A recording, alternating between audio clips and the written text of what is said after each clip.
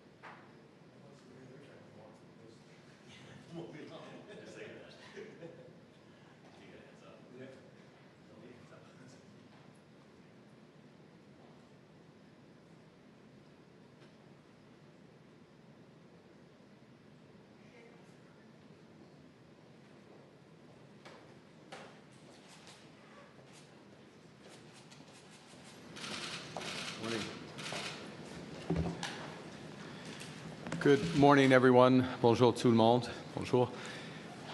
Yesterday marked the latest in President Trump's unprecedented series of U.S. tariffs that are designed to reshape the international trading system.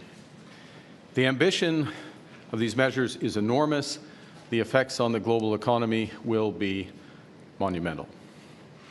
We received confirmation that the latest reciprocal tariffs will not be imposed on Canada. At the same time, President Trump confirmed that the tariffs announced last week against our auto industry will come in, and indeed have come into effect today. So while it's progress that further tariffs were not imposed on Canada yesterday, the President's actions will reverberate here in Canada and across the world. Three different sets of U.S. tariffs remain in place and will continue to pose significant threats to Canadian workers and Canadian businesses. And while they have been imposed under different premises, some things are consistent. They are all unjustified, unwarranted, and in our judgment, misguided. And we are already seeing the consequences. Just last evening, workers from Unifor Local 444, with whom I met last week, learned that their auto assembly plant in Windsor will be shutting down for at least the next 2 weeks. That's 3,600 workers who are now out of work, not by their choice. Workers who now worry how they're going to put food on the table and pay their bills. I and my government stand in solidarity with those workers in Windsor and all those workers hurt by President Trump's tariffs. And that's why we committed from the very start that all, and I repeat, all of our tariff proceeds will go to protect workers affected by the tariffs. Les premiers tarifs ont été annoncés en février. Après une brève pause, ils ont été remis en place en mars. Selon l'administration Trump, ils ont été mis en place en réponse au trafic de fentanyl qui aurait lieu à notre frontière commune. Pourtant, 0,20% du fentanyl qui entre aux États-Unis vient du Canada. Et malgré ce fait, le gouvernement précédent a agi dès décembre avec un plan frontalier robuste d'1,3 milliard de dollars. 1,3 milliard de dollars. Un plan qui implique de nouveaux outils pour nos forces policières, des hélicoptères, des drones et des équipes canines pour détecter et empêcher le trafic de fentanyl et des produits chimiques utilisés pour produire cette drogue. That plan is working. As U.S. Customs and Border Protection themselves have acknowledged, there was a 97% drop in fentanyl seized at our shared border in January compared to December. In fact, Canada was not mentioned once in the United States annual report that lists the biggest threat to that country. Just last night, the U.S. Senate made it clear that these tariffs are a mistake. The Senate voted to repeal them in a symbolic but important assertion of both fact and solidarity. The second set of U.S. tariffs were imposed in March on steel and aluminum imports from around the world, including Canada. Canada has long been the United States' main supplier of these materials, materials that are vital to building Americans' homes, their cars, their bridges, their consumer goods, and so much more. These materials are vital to powering America's economy. The President pursued similar tariffs on steel and aluminum during his first term, a process which led to thousands of lost jobs in America. Then, as now, those tariffs were in clear violation of trading agreements. Today it's CUSMA, an agreement that the President himself negotiated and promoted during his first term. An agreement that we in Canada have upheld in good faith. Last week, the President and his administration announced their third set of tariffs, this time against auto imports primarily from Mexico and Canada. In the year I was born, Canada and the United States signed the Auto Pact, an agreement that ended auto tariffs between our nations and began a 60-year period, you can guess my age, a 60-year period of close cooperation, partnership, job growth, and prosperity. And that era has now ended unless the United States and Canada can agree on a new comprehensive approach. Yesterday's actions by the U.S. administration, while not specifically targeting Canada, will rupture the global economy and adversely affect global economic growth. The global economy is fundamentally different today than it was yesterday. The system of global trade anchored on the United States that Canada has relied on since the end of the Second World War, a system that, while not perfect, has helped to deliver prosperity for our country for decades, is over. Our old relationship of steadily deepening integration with the United States is over. The 80-year period when the United States embraced the mantle of global economic leadership, when it forged alliances rooted in trust and mutual respect, and championed the free and open exchange of goods and services, is over. Well, this is a tragedy. It is also the new reality. We must respond with both purpose and force. We are a free, sovereign, and ambitious country. We are masters in our own home. Nous sommes maîtres chez nous. Nous contrôlons notre destin. Nous allons tracer notre propre voie. Nous choisissons de nous battre, de protéger et de bâtir. Nous allons nous battre contre ces tarifs jusqu'à ce qu'ils soient annulés. Nous allons protéger nos travailleurs et nos entreprises pendant cette période difficile. Surtout, nous allons bâtir une économie canadienne renouvelée. Nous allons bâtir un Canada fort. We will fight to bring each of these tariffs to an end. We're fighting in courts, challenging that these tariffs have been illegally imposed under U.S. law. We have filed disputes underscoring that they are in violation of our free trade agreement, CUSMA. We have gone to the World Trade Organization because these actions are against international trade law. We are responding today with, and we have responded throughout, with carefully calibrated and targeted counter tariffs. Hier, j'ai rencontré mon conseil sur les relations canado-américaines. J'ai tenu une rencontre du comité du Conseil des ministres sur les relations canado-américaines. J'ai aussi convoqué les premiers ministres des provinces et territoires pour la troisième fois en autant de semaines. Nous sommes unis. Nous sommes déterminés. As I told President Trump during our call last week, Canada will respond to the U.S. auto tariffs. And today I'm announcing that the Government of Canada will be responding by matching the U.S. approach, with 25% tariffs on all vehicles imported from the United States that are not compliant with CUSMA, our North American Free Trade Agreement, and on the non-Canadian content of CUSMA-compliant vehicles from the United States as well. Our tariffs, though, unlike the U.S. tariffs, will not affect auto parts because we know the benefits of our integrated production system. And they will also not affect vehicle content from Mexico, who is respecting the CUSMA agreement. And as well, we are developing a framework for auto producers in Canada to get relief from these counter tariffs as long as they maintain their production and investment in our country. Importantly, every single dollar raised from those counter tariffs, our counter tariffs, which could reach around $8 billion before remission, will go directly to our auto workers and the companies affected by those tariffs.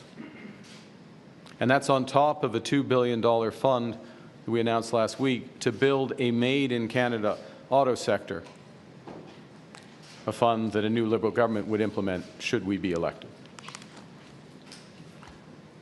Nos droits de douane n'affecteront pas les pièces automobiles car nous connaissons les avantages de notre système de production intégré. Ils n'affecteront pas le contenu des véhicules en provenance du Mexique. Parallèlement, nous élaborerons une carte permettant aux constructeurs automobiles d'éviter nos droits de douane compensatoires à condition qu'ils maintiennent leur production et leurs investissements au Canada.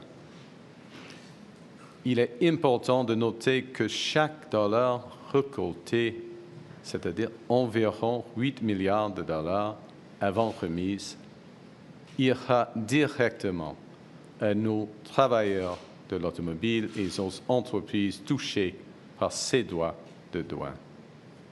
Cela s'ajoute au fonds de 2 milliards de dollars pour construire un nouveau secteur automobile fabriqué au Canada, que j'ai annoncé qu'un nouveau gouvernement libéral mettrait en œuvre si nous étions élus. Our retaliatory tariffs that we previously announced in response to the United States' other tariffs will remain in effect. You know, we take these measures reluctantly, and we take them in ways that it's intended and will cause maximum impact in the United States and minimum impact here in Canada.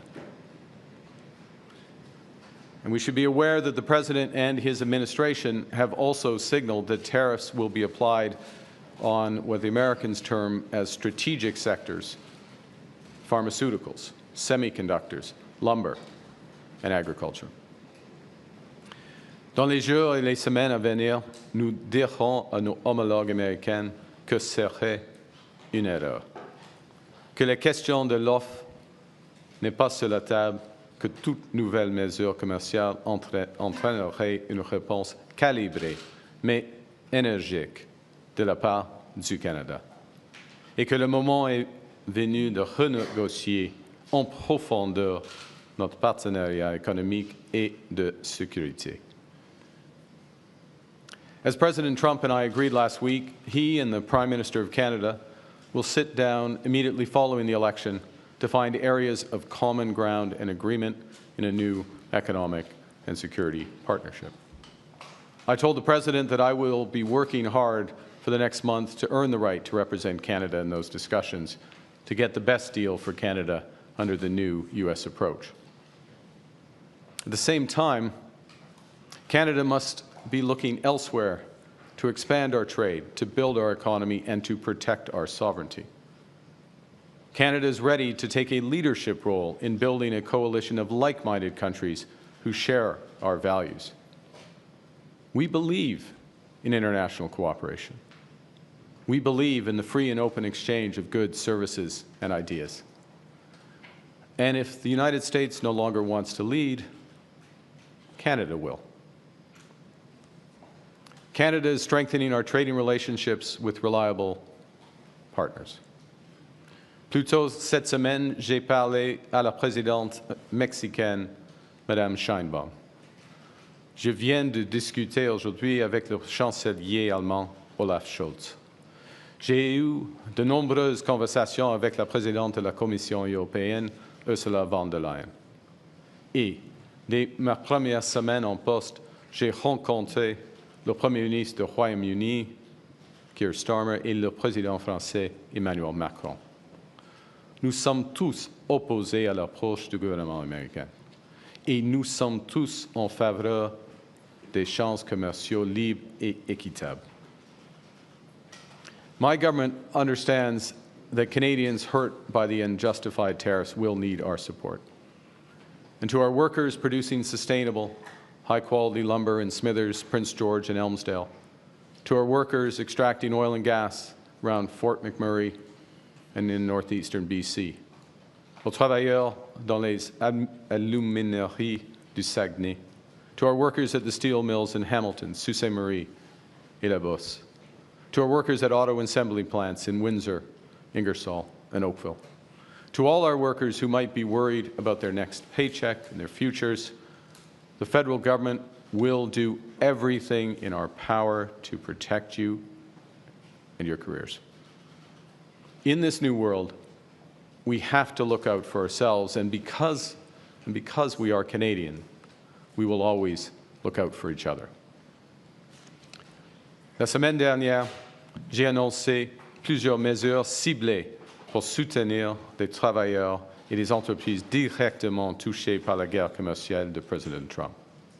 Pour les travailleurs, nous avons supprimé le délai d'une semaine pour obtenir l'assurance emploi. Nous avons fait en sorte qu'ils n'aient pas à épuiser leur indemnité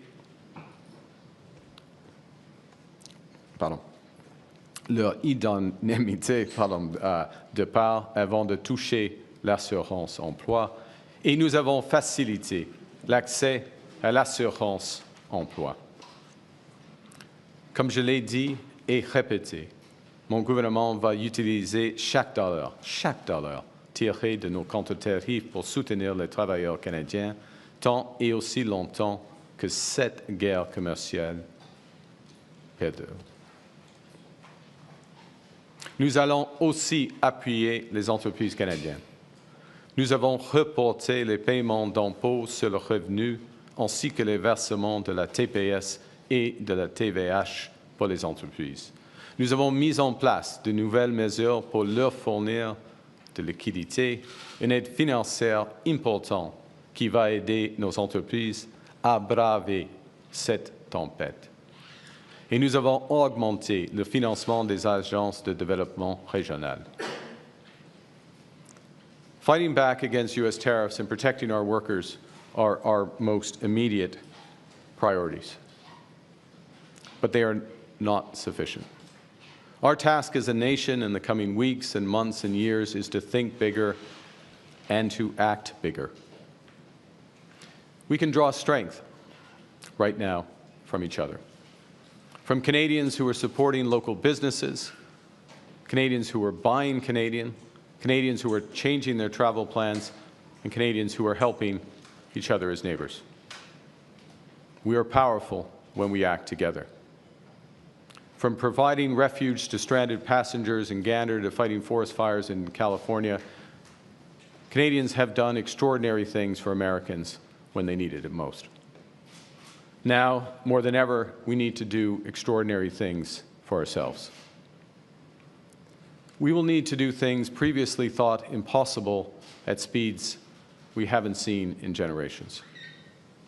Breaking down internal trade barriers so that we can have one Canadian economy, not 13. Making Canada more productive and competitive. Building things in this country again. Millions more homes. Building clean and conventional energy. Building more public transport, more mines, more assembly lines. Building new trade corridors with reliable partners. Building a Canada that works for everyone. A Canada that everyone can afford. A Canada worthy of its people. Last week, I met a teacher from Glen Williams Public School in Georgetown, Ontario. And she told me about a routine assignment, that she had given to her 9- and 10-year-olds. And the children were asked to describe their dreams for Canada. So some kids wrote about a country free of poverty, others dreamt of clean air and water, or a place where everyone enjoyed equal rights, dignity, and respect. These are what we all want for ourselves and for each other. But many also wrote about tariffs and threats to our sovereignty, words that I hadn't met at that age. And I'm going to quote one which is representative I dream of a safe, a kind, and a clean Canada. A Canada that is not the U.S. Our children should be able to dream about a positive future, not worry about an economic crisis. Les Canadiens et Canadiennes sont inquiets, et c'est normal quand il y a des grands changements. Ce n'est pas nous qui avons changé. Nous sommes restés les mêmes fiables, fiers et forts. Nous vivons dans un nouveau monde, et ça vient avec nouveaux défis. Given the prospective damage to their own people, the American administration should eventually change course. But I don't want to give false hope. The President believes that what he is doing is best for the American economy. He believes that it's best for American workers. And although their policy will hurt American families, until that pain becomes impossible to ignore, I do not believe they will change direction. So the road to that point may indeed be long. And it will be hard on Canadians, just as it will be on other partners of the United States. It will require us to make difficult choices. It will require sacrifices. I have no doubt we will rise to the challenge, because that's who we are as Canadians. We have done hard, seemingly impossible things throughout our history. We conquered the unconquerable at Vimy and Juno Beach. Nous avons bâti un pays qui unit des langues, des cultures et des croyances différentes. Et en le faisant, nous sommes devenus plus forts. We created public Medicare. We confronted our own past with Indigenous peoples. We answered the call to defeat fascism. We know we are not always perfect, but we always strive to be good. We do not do things because they're easy, but because they are right. We will rise to meet this challenge, and we will emerge stronger. So to those kids at Glenn Williams Public School, don't worry. With your spirit, with that of your parents, their friends, and people like them across this great country, all pulling for Canada, we will build an even better Canada for your future, because that's who we are. We are Canada. Canada strong, Canada fort. Thank you very much. Merci. I'll be pleased to take your questions. Bonjour tout le monde. We'll now start with the press conference. We'll take 15 minutes of questions, one question, one follow-up. On a 15 minutes, une question, et suivi. Laurence? Merci. Bonjour, M. Carney. Laurence Martin de Radio-Canada. Il n'y a pas eu de recul, vous l'avez dit, hein, il n'y a pas eu de recul de M. Trump sur les tarifs déjà annoncés pour le Canada, comme sur le secteur de l'auto. Est-ce que ça veut dire que votre appel avec M. Trump la semaine dernière, finalement, n'a pas été si productif que ça? Je crois que vous avez raison, et comme je viens de décrire, il n'y a pas de recul des tarifs par rapport au fentanyl, l'acier, l'aluminium et puis le secteur automobile. L'appel avec Monsieur le Président, nous avons fait de progrès. On peut le voir avec le résultat par rapport les tarifs réciproques. Nous avons eu le meilleur accord d'une série de mauvais accords. Ça, c'est la vérité, okay, dans ce cas. Première chose. Deuxièmement, nous sommes d'accord, Monsieur le Président et moi, nous sommes d'accord qu'au début de mai, il y aura le commencement des discussions globales en ce qui concerne le partenariat économique et sécuritaire du Canada et les États-Unis. Alors, encore, ça, c'est du progrès, parce qu'on ne peut pas faire de progrès avec chaque initiative, chaque enjeu. Il faut avoir une discussion globale entre les deux pays souverains. In English before my... You're absolutely right. The core tariffs with respect to fentanyl, automobiles, steel and aluminum remain in place. With respect to an enormous series of trade measures that were announced yesterday, we have the best deal of a series of tough deals, bad deals in many respects. That is progress. That is recognizing the partnership. As well, what was also progress in the call the President and I had last week is this agreement that we will sit down, future Prime Minister and him as President will sit down and begin negotiations on the overall economic and security partnership with Canada. And that's important, in my judgment, because we will not make progress on individual items. We can only make progress as a whole in a relationship that is being redefined. And of course, as I said in my remarks, and as I said to the President, and as I said at the time, I'm working hard to ensure, or to earn the right, rather, to represent Canada at those negotiations. Et en suivi, est-ce que vous songez à imposer une réponse coordonnée avec d'autres pays contre les États-Unis? À ce moment-ci, non. En bref, non. On a des discussions. J'ai plusieurs discussions avec l'autre chef d'État, chef de gouvernement en Europe, au Mexique et d'autres parts du monde. Mais ils sont des discussions positives.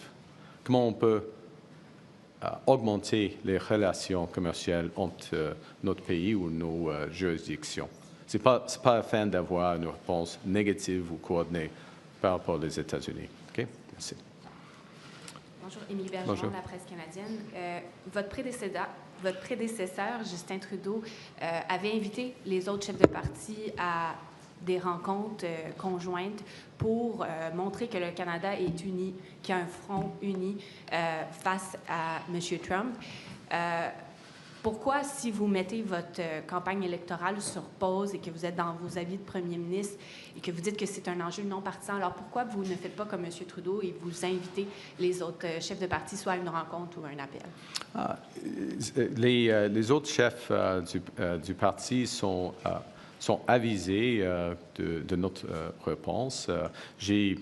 En ce qui concerne la coordination canadienne, j'ai plusieurs discussions avec tous les premiers ministres des provinces et territoires en groupe et dans un sens bilatéral, des discussions avec des chefs des syndicats, des chefs, des dirigeants autochtones, des PDG, tout cela. Il y a beaucoup de consultations, coordination, et nous avons une équipe canadienne par rapport aux États-Unis. Et si je peux dire, la réunion aujourd'hui des premiers ministres était fantastique dans un sens, parce que nous sommes tous alignés. OK. Ça n'a pas vraiment répondu à ma question, mais je vais aller sur un autre sujet, la gestion de l'œuf.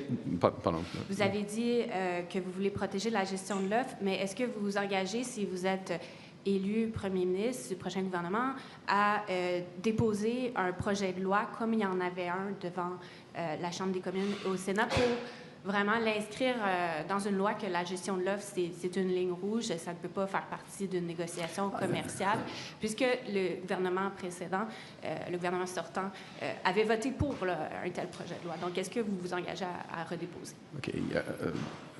On commence avec le fait que c'est un nouveau gouvernement. Il y a des changements. Nouveau premier ministre, nouveau gouvernement. Et en ce qui concerne les négociations avec les États-Unis, dès que le 1er janvier ou le mi-janvier, en effet, quand j'ai commencé ma campagne pour la chefferie libérale, j'ai dit clairement que la gestion de l'œuf, la langue française et la culture ne seront jamais sur la table. Ça, c'est une ligne rouge, une ligne claire. Et nous n'avons pas, par exemple, les discuté, Monsieur le Président et moi, pendant notre appel. Okay? Good morning, Tonda McCharles, Toronto Star. Could you please expand and be specific on what you mean by an economic and security agreement? is that a new CUSMA, or is that some other deal that renegotiates NORAD or some other broader security agreement? So it's, from our perspective, if I may, that there have been so many, I would say from our perspective as government, my personal perspective, also from the perspective of workers, businesses, investors, Canadians, there have been so many violations, outright violations of CUSMA. There's supposed to be, I'll give you one example, one of many examples, but for steel and aluminum, there's an explicit side letter in CUSMA which says that there needs to be 60-day consultations for any changes. That obviously was not the case. There are many other examples of this. There have been so many of these violations that there is a need to have a renegotiation and a reaffirmation of which elements of the commercial relationship, the trading relationship, stand. Now, they may change, given the objectives of the United States. They may change, given, in fact, I think they will change from our perspective as well, in terms of what we need to do that's best for Canada, given the new U.S. position on so many things. As well, it is sensible, in my judgment, that we also discuss defense and security partnership. We have a long-standing defense and security partnership. Some of that partnership is for security, but it's also a commercial relationship. And we want to make sure that commercial relationship works for Canada. We'll observe that 80%, 80 cents on every dollar that we spend on military equipment in its broadest sense goes to the United States. In the current stance of the relationship, that doesn't make sense. So we want to sit down and have everything on the table and have that discussion, everything on the table within commercial, subject to my previous response to the last question. So I understand that not to be all balled up in one agreement, separate agreements, but in the future negotiation then, I want to understand what you take from President Trump's 12% reciprocal tariff, sort of that he has hanging over Canada, even if he lifts the border tariffs you call unjustified. So I think there are several things, if I may, and it's hard to predict all elements of this, but there's certain sectors in the North American economy, the Canadian-U.S. economy, that fundamentally rely on the integration in those sectors. There's no better example of this than in autos, where it literally has been built up over my entire lifetime. And that the competitive threat in North America is from Asia, not within North America. And it will become our judgment, and the judgment, I would say, of virtually everybody who works in the auto industry, virtually everyone, not everyone, not the UAW apparently, but I think they're going to find out, that this is going to damage the U.S. auto industry as well as the Canadian auto industry.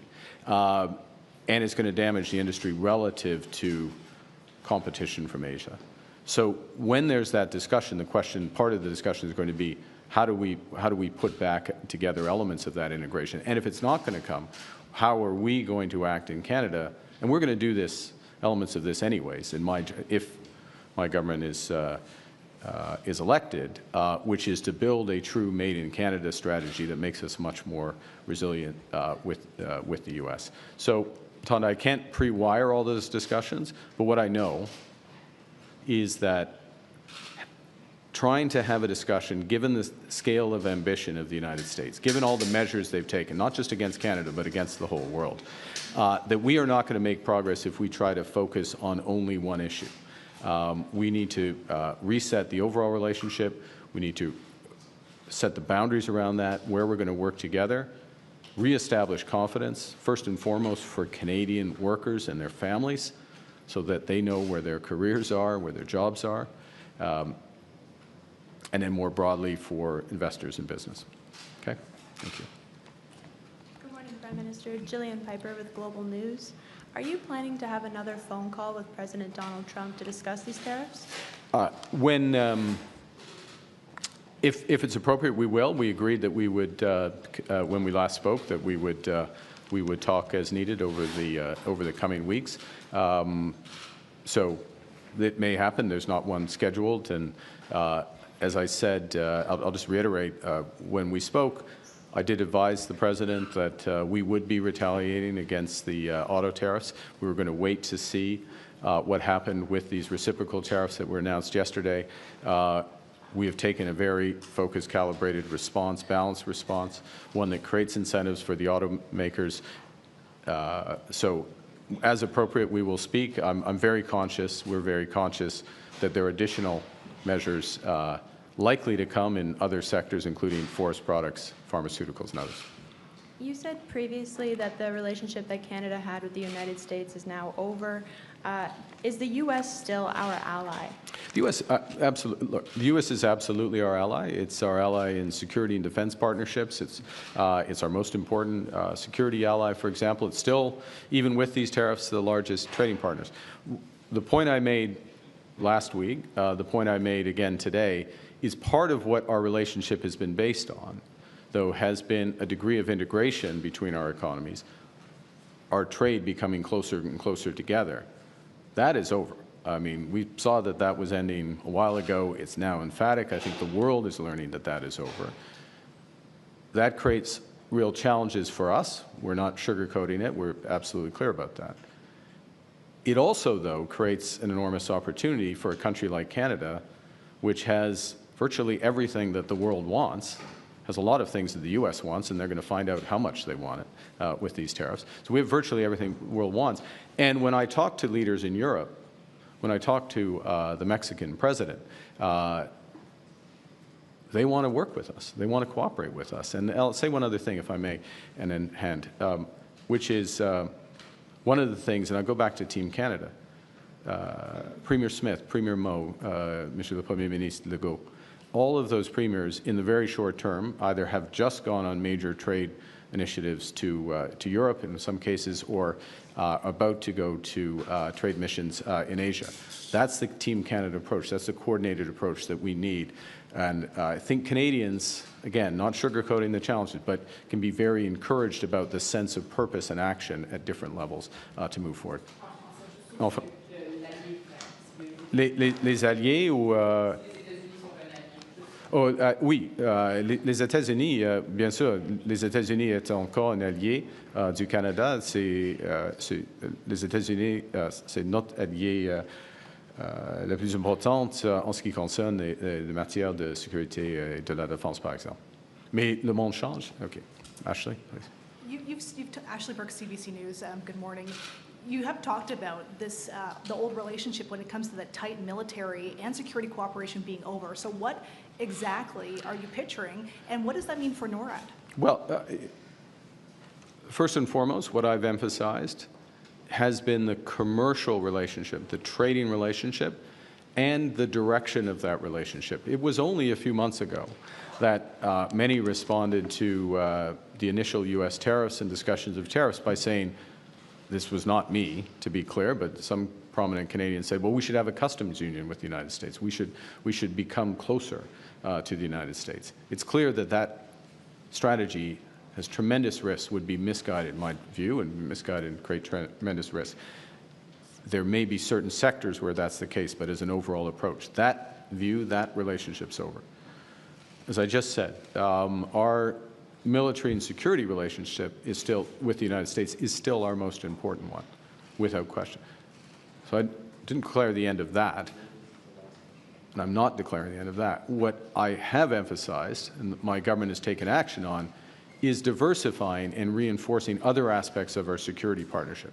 So we signed a major defense agreement with Australia, over-the-horizon radar. My trips to Paris and London were partly about deepening our security partnerships with those countries. We're looking on diversification in terms of maritime procurement and other aspects of procurement. We're reviewing the F-35 fighters to make sure that that's the right approach for the country going forward, given the other considerations. Last question. Yeah. You've talked about how long and hard the road could be for Canadians if Mr. Trump keeps these tariffs in place. How long and hard, and is Canada headed towards a recession? Well, look, I think it starts with what the implications of these tariffs, yesterday's tariffs, which affect all economy, virtually every economy in the world, means for the global economy and the U.S. economy and a U.S. economy which is slowing, U.S. economy where inflation is starting to pick up, where financial conditions are going to start to tighten, and a U.S. economy which has a possibility of tipping into recession themselves. So it starts there. It is usually the case that when the United States has a recession, that it's very difficult for Canada to avoid something similar. There's been exceptions to that. With the financial crisis, 2008-9, when I was governor, we avoided a recession. We need to take action now for short-term support and reimagine our economy for the medium term. And I won't go through the list of things. You personally have had to hear them a few times, but it is about that one Canadian economy, and it's about building everything from homes to new energy infrastructure to new ports and trade infrastructure. By doing that, and by doing that in a way that is as coordinated and impactful and immediate as possible, we create a real possibility, in fact, probability. It's not just right for the medium term, but it's right for the short term. And that, in many ways, is what's at stake right now. Yes, we have to respond to the U.S., and we are responding appropriately. Yes, absolutely, first and foremost, protect our workers. But we need to do much more than that, which is to build this economy. And in doing that, we can avoid the slowdown that is coming. Well, we can do better than the United States. That's my point. We can do better than the United States. Exactly where that comes out depends on how much damage they do to their economy. Thanks, everyone. That En concludes. français, sur le dernier aspect, en ce qui concerne le taux de croissance à l'échelle globale, ce qui est sûr est que les tarifs américains vont desserrer au moins l'économie mondiale, y compris et surtout l'économie américaine. Et à ce moment-ci, l'économie américaine ralentit et l'inflation aux États-Unis augmente. Alors, c'est une combinaison très difficile pour eux. Et c'est avant d'avoir des grands tarifs. Dans ces circonstances, normalement, il y a un fort ralentissement de l'économie canadienne. Mais on l'a évité en 2008, quand j'étais gouverneur de la Banque du Canada, et nous pouvons réduire l'impact négatif, les retombées négatives de l'économie américaine d'ici au Canada avec de la force, de la force économique, y compris tous les volets afin de bâtir une économie forte. Okay, thanks, C'est tout? everyone. Yeah. Sorry, we're done. Sorry. Thank Oh, you. sorry. Thanks, everyone. Okay, merci. Thank you.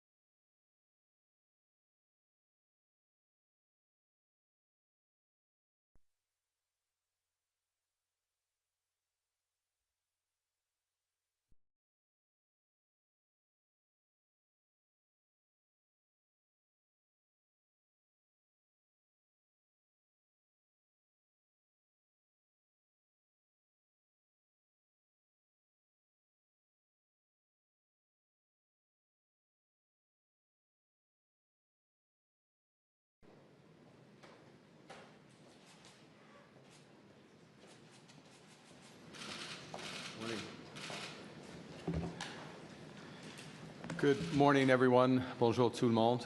Bonjour.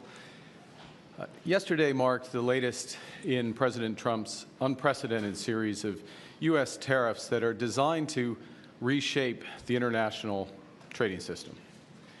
The ambition of these measures is enormous. The effects on the global economy will be monumental. We received confirmation that the latest reciprocal tariffs will not be imposed on Canada. At the same time, President Trump confirmed that the tariffs announced last week against our auto industry will come in, and indeed have come into effect today. So while it's progress that further tariffs were not imposed on Canada yesterday, the President's actions will reverberate here in Canada and across the world. Three different sets of U.S. tariffs will continue to pose significant threats to Canadian workers and Canadian businesses. And while they have been imposed under different premises, some things are consistent. They are all unjustified, and we are already seeing the consequences. Just last evening, workers from Unifor Local 444, with whom I met last week, learned that their auto assembly plant in Windsor will be shutting down for at least the next 2 weeks. That's 3,600 tariff proceeds will go to protect workers affected by the tariffs. Les premiers tarifs ont été annoncés en février. L'administration Trump, ils ont été mis en place en réponse au trafic de fentanyl qui aurait lieu à notre frontière commune. Pourtant, qui honte aux États-Unis vient du Canada. Et malgré ce fait, le gouvernement précédent a agi dès décembre avec un plan frontalier robuste d'une vigueur entière, des drones et des équipes canines pour détecter et empêcher le trafic de fentanyl et des produits chimiques utilisés pour produire cette drogue. That plan is working, as U.S. Customs and Border Protection themselves have to that country. Just last night, the U.S. Senate made it clear that these tariffs are a mistake. The Senate voted to repeal them in a symbolic but important assertion of both fact and solidarity. The second set of U.S. tariffs were imposed in March on Sim during his first term, a process which led to thousands of lost jobs in America. Then, as now, those tariffs were in clear violation of trading agreements today. Last week, the President and his administration announced their third set of tariffs, this time against auto imports. Where I was born, Canada and the United States signed the Auto Pact, an agreement that ended auto tariffs between our nations and began a 60-year period, you can guess my age, a 60-year period of close cooperation, partnership, job growth, and prosperity. And that era has now ended unless the United States and Canada can agree on a new comprehensive approach. Yesterday's actions by the U.S. administration, while not specifically targeting Canada, will rupture the global economy and adversely affect global economic growth. The global economy is fundamentally different today than it was yesterday. The system of global trade anchored on the United States that Canada has relied on since the end of the Second World War, period when the United States embraced the mantle of global economic leadership, when it forged alliances rooted in trust and mutual respect, and championed the free and open exchange of goods and services, is over. Well, this ministre des Provinces et Territoires pour la troisième fois en autant de semaines. Nous sommes unis. Nous sommes déterminés. As I told President Trump during our call last week, Canada will